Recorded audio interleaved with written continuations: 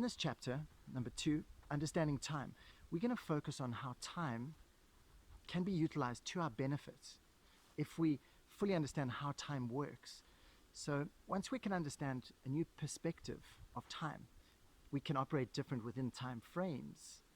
This is very amazing because time is our manufactured illusion. Scientists have done research now and proved that we create time. Time doesn't create us. So within time, or your particular perception of time, you can use that information so that you can benefit in your time frames, your experiences, and you can change things around, which is what this is all about. So time. I'm going to share a very powerful saying with you. And when you understand this, it's going to be able to change your sense of time, your perception of time. And this is how it goes. Okay, so the past does not create who you are now. It's who you are now that creates the past. I'll say that again. So the past does not create who you are now. It's who you are now that creates the past. A lot of people think they are a result of the past into the present. And now I am whom I am because of my past experiences. And that is a linear way of thinking in time. It's a very relevant time way of thinking, but it's linear time.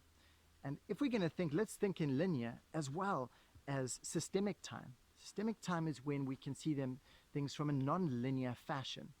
So the past does not create who you are now. It's who you are now that creates the past. Just play that over in your mind a little bit until it starts to make sense. So whoever you want to be right now in this moment has a different past. And what this thinking does is it can free you up in your mindset of being more flexible to change your sensations that you feel on a daily basis, to change your personality traits, to modulate and mold yourself to become more like your ideal version, the highest version, the best version you can imagine. I mean, you know what it's like when you're having the best day, things are just flowing, you're following your joy, you're following your excitements, and we want to allow you to have that more of the time.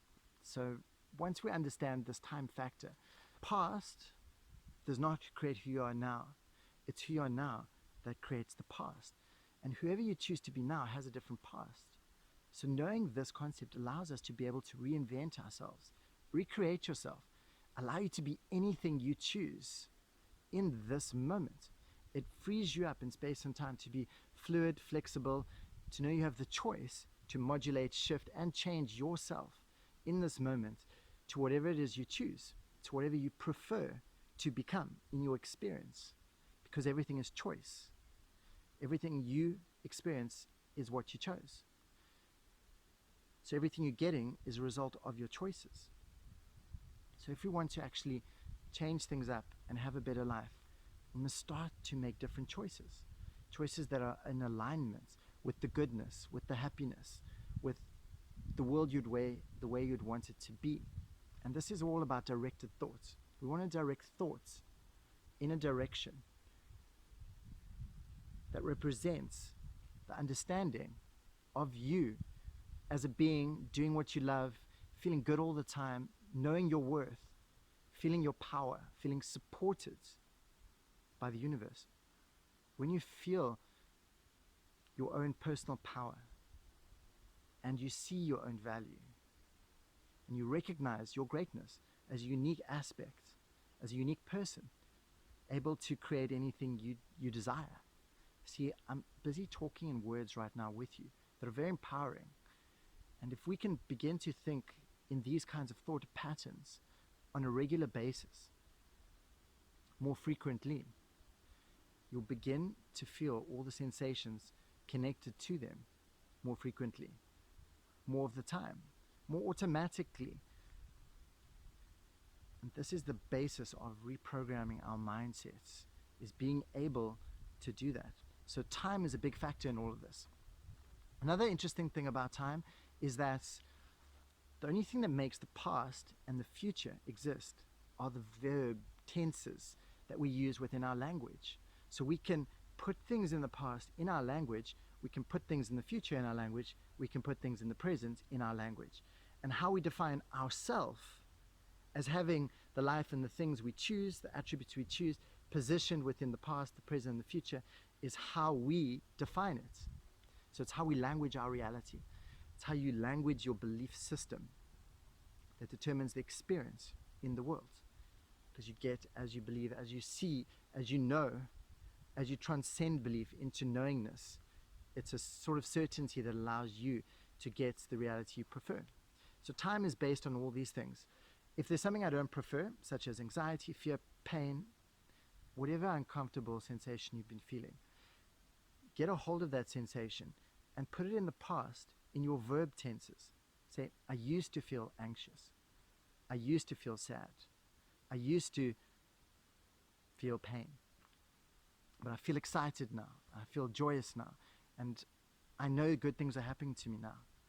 I can feel the love of the world. I give myself all the love, all the happiness, anything that you want to experience in your life that you feel will complete you. Give it to yourself. Give it to yourself. Give it to yourself right now, and allow yourself to fill with it, to fill to the top, become completely full as you draw that energy in, as you draw it in into the center of your being and you feel it all. Allow it to solidify so you can step away in the next moment just knowing you have choice, you're an empowered individual, and you can shift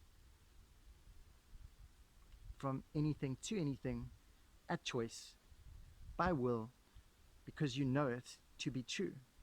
So when we include this in time, in the time factor, it becomes something that just naturally starts to happen within you. You put things in the past you don't prefer, put things in the now that you do, and start repeating them on a regular basis. Start doing more frequently.